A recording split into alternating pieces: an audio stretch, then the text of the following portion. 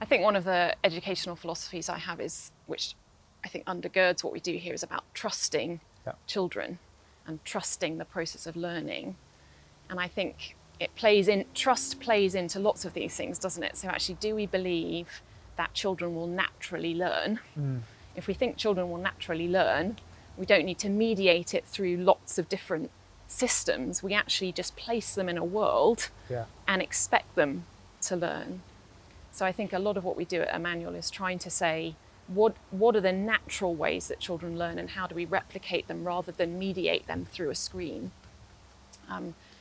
You love someone called Charlotte Mason. Yeah. I like someone called Charlotte Mason, and she talks a lot about how nature is a way that children best learn about the world. And I always think, like, there's nothing better than seeing a real tree.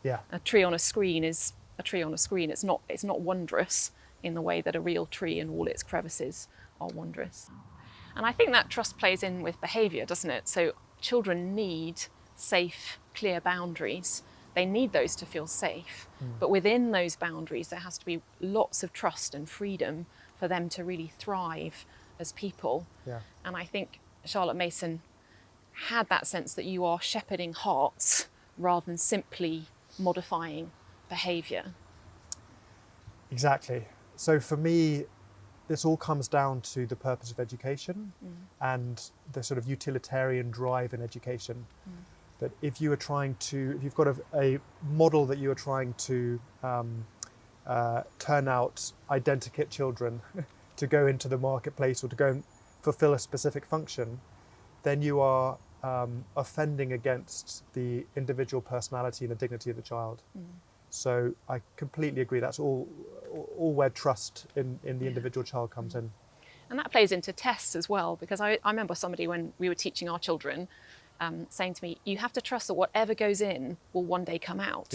Whereas testing assumes that it won't come out unless I force it in and I force it out. And so I think there's a right check and balance that, what should be taught is being taught, but also a sense of trust that I believe that if children are fed well, they will grow well, rather than simply always having to put them on a weighing scales and check that they're putting on weight. Exactly. And the food metaphor is so important, and Charlotte Mason spoke about it very well, that education is about the laying out of a feast in front of children. And again, I know that the emphasis that you here put on curriculum endorses that view of education as a feast. So I completely agree about how children should be fed on knowledge. And when it comes to tests, it's all about, again, what you want the children's mind to be focusing more on. If they are more anxious about the results of a test than about assimilating a beautiful curriculum, then it's going to be encouraging a short-termist, means to an end attitude that I think is very pernicious when it comes to what the effect of an education is. So if instead the effort is about assimilating and joyfully coming into relation with a wonderful curriculum, and that is then tested, that is a much better balance than here's what the test is going to be on, and then the curriculum is sort of subservient to that. And I think there's also the aspect of a child being a whole person. So actually, they're not just a learner in their head, but there's actually a formation of the heart as well going on. And I think a lot of mainstream education talks about lifelong learners. But I often wonder, what do we mean by that? It feels like we are creating lifelong achievers, lifelong measurers, but learning is something deeper than that. And that lifelong learning is person-focused rather than test-focused. Exactly. And I'm afraid you only have to look at our culture today to realise that we don't really have a culture of lifelong learners. You look at children leaving school and university today, most of the time they're putting away the things that the interest that they had at school, the literature, the art, the museums. It's rare to find too many products of schools and universities today for whom that is a natural part of their life. So I don't really buy the line that we're creating lifelong learners in the mainstream educational culture. as you say, we're creating people who are anxious about educational success, but don't have a real relationship with knowledge. And Charlotte Mason had this lovely phrase about education being an atmosphere. Yeah. And I love that. It's the air you breathe. It's your natural disposition is to walk in the world being interested in it, interested in people, interested in literature, interested in the natural world.